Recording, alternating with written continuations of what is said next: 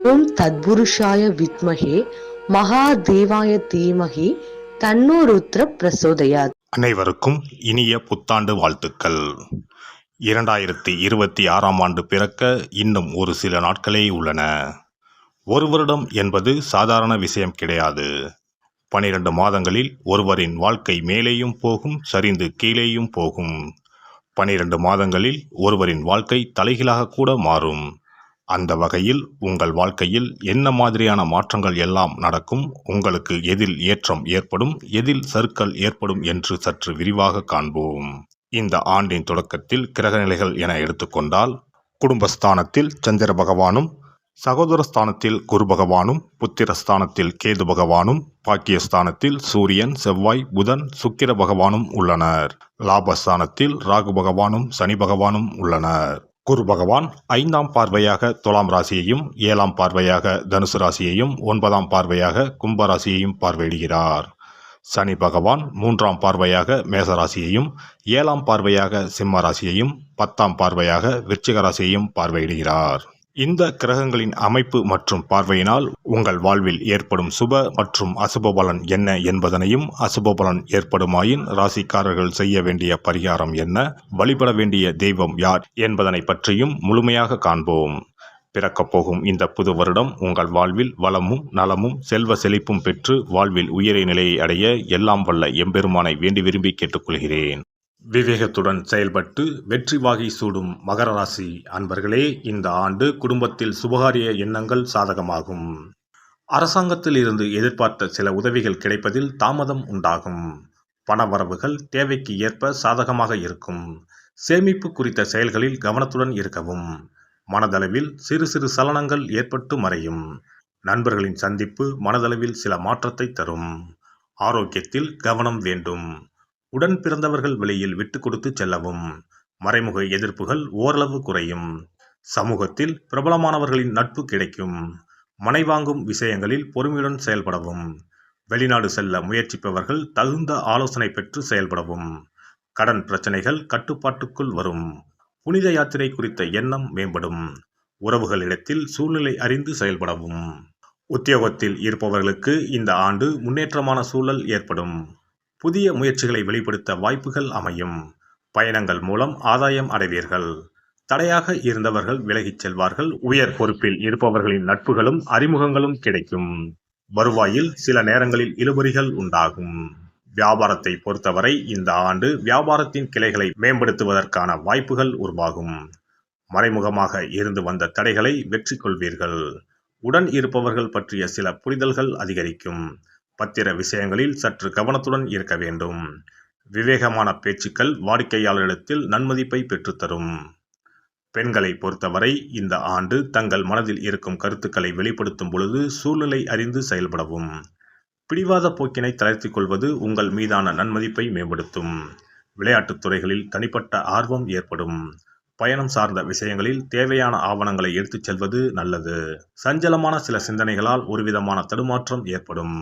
அரசியல்வாதிகளை பொறுத்தவரை திறமையுடன் செயல்பட்டு நினைத்ததை முடித்துக் கொள்வார்கள். வருமான வாய்ப்புகள் முயற்சிக்கு ஏற்ப அதிகரிக்கும். வெளிவட்டத்தில் செல்வாக்குகள் உயரும். தடையாக இருந்தவர்களால் ஆதாயமான பலன்கள் ஏற்படும். நண்பர்கள் வழியில் மறைமுகமான ஆதரவுகள் கிடைக்கும். கலைத்துறையில் இருப்பவர்கள் சூழ்நிலை அறிந்து கருத்துக்களை வெளிப்படுத்துவது நன்மையை தரும். வீராப்பான பேச்சுக்களை தவிர்ப்பது நல்லது.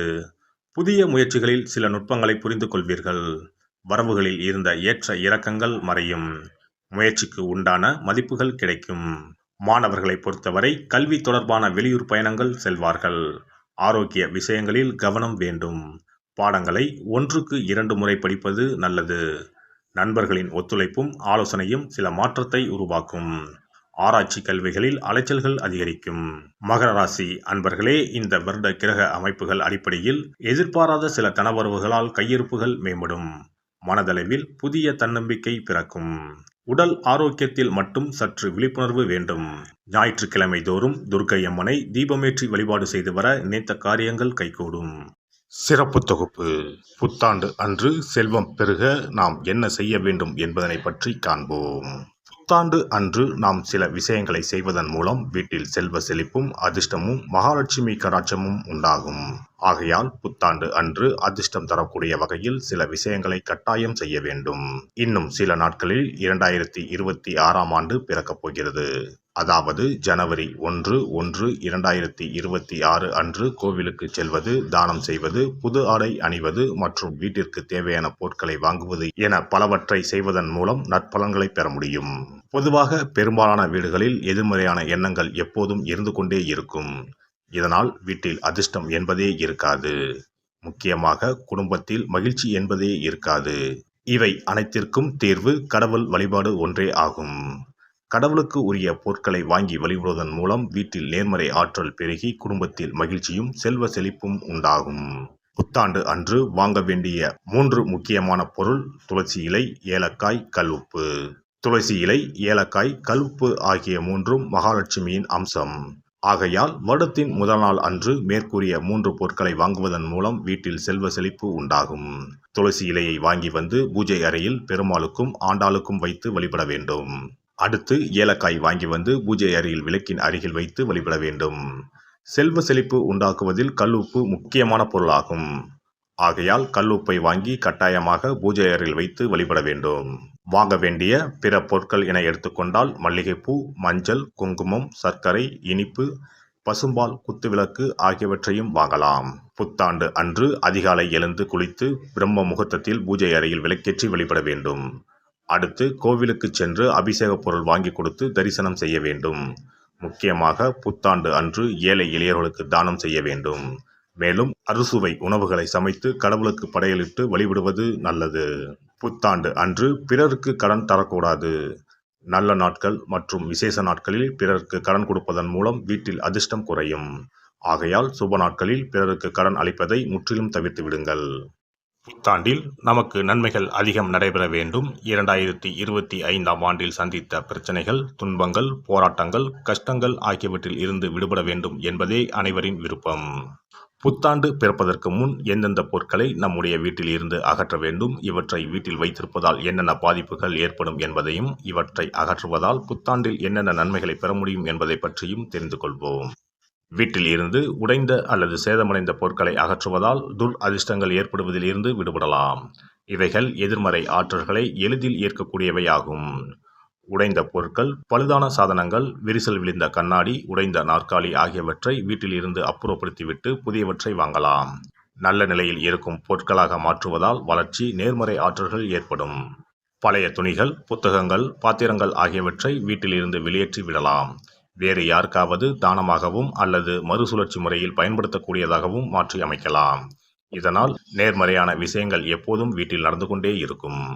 தேங்கிய நீர், காய்ந்த பூக்கள் ஆகியவற்றை வீட்டில் இருந்து தூக்கி எறிவதால் எதிர்மறை ஆற்றல்கள் வீட்டில் பரவுவதை தடுக்கலாம்.